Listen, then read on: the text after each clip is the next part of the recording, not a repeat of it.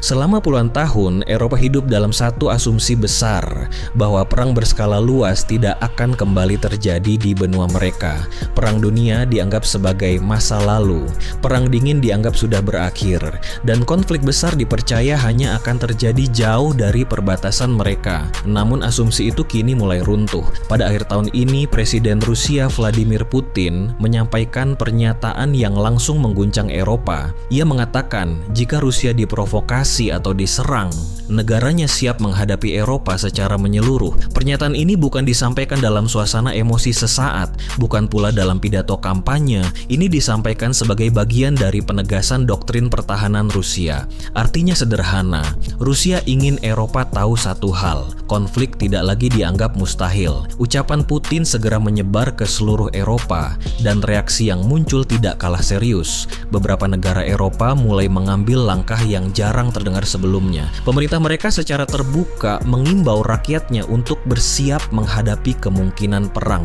Bukan berarti perang sudah dimulai, bukan pula berarti Eropa akan menyerang Rusia. Namun ada perubahan sikap yang jelas. Perang kini dianggap sebagai skenario yang harus dipikirkan, bukan lagi sesuatu yang bisa diabaikan. Untuk memahami kenapa situasi ini menjadi begitu tegang, kita harus melihat konteks yang lebih luas. Perang Rusia-Ukraina telah berlangsung lama. Apa yang awalnya dianggap sebagai konflik regional berubah menjadi krisis keamanan terbesar di Eropa sejak Perang Dunia Kedua. Rusia melihat perang ini sebagai soal keamanan nasional. Moskow berulang kali menyebut bahwa perluasan NATO ke arah timur dipandang sebagai ancaman langsung terhadap Rusia. Sementara bagi Eropa, perang ini membuka kenyataan pahit bahwa stabilitas yang selama ini mereka nikmati sangat bergantung pada keseimbangan kekuatan global. Ketika Ukraina diserang, Eropa tidak bisa berpura-pura netral. Bantuan militer, ekonomi, dan politik mengalir ke Kiev. Namun setiap bantuan itu juga membawa konsekuensi. Di mata Rusia, Eropa tidak lagi sekadar penonton. Eropa dianggap bagian dari masalah. Disinilah bahasa politik berubah menjadi bahasa peringatan. Putin tidak mengatakan Rusia akan menyerang Eropa besok atau lusa. Yang ia sampaikan adalah kesiapan. Dan dalam dunia militer, kesiapan seringkali lebih penting daripada ancaman langsung. Pernyataan itu membuat banyak pemerintah Eropa mengambil langkah pengamanan, pertahanan diperkuat.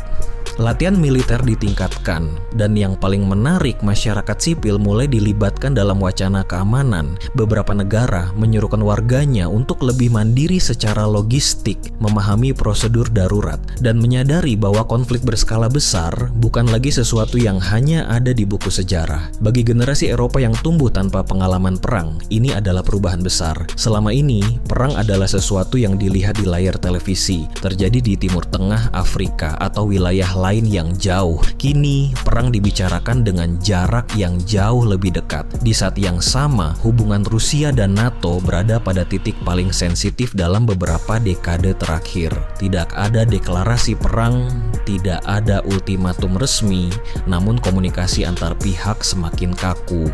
Setiap pergerakan militer diawasi, setiap pernyataan dianalisis, dan setiap latihan dianggap sebagai sinyal. Masalah terbesar dalam situasi seperti ini bukan serangan mendadak, melainkan salah tafsir.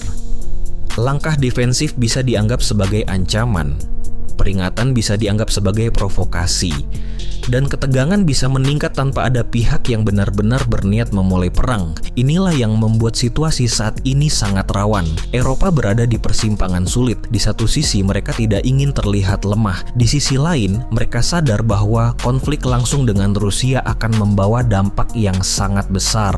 Rusia pun berada dalam posisi serupa. Mereka ingin mempertahankan pengaruh dan keamanan versi mereka sendiri, namun juga tidak ingin terjebak dalam perang terbuka melawan seluruh Eropa. Di tengah kebuntuan ini, rakyat biasa mulai merasakan dampaknya, bukan dalam bentuk bom atau tembakan, tetapi dalam bentuk kecemasan.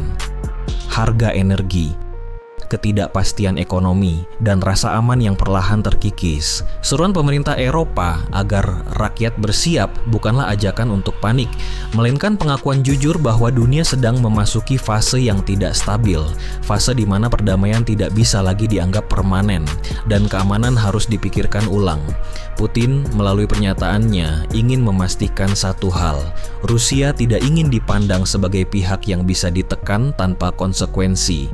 Eropa, melalui seruan kepada rakyatnya, ingin memastikan mereka tidak lengah. Tidak ada yang ingin perang besar, namun semua pihak bersikap seolah kemungkinan itu ada.